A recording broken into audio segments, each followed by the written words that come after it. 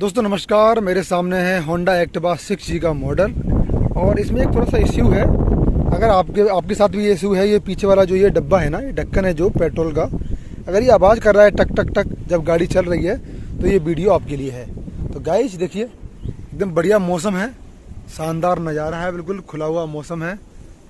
और मैं आपको बताऊंगा इसका सॉल्यूशन। बस आप वीडियो को पूरा देखिए, और अगर आपको वीडियो अच्छा लगे तो वीडियो को लाइक और चैनल को सब्सक्राइब जरूर कर दीजिए।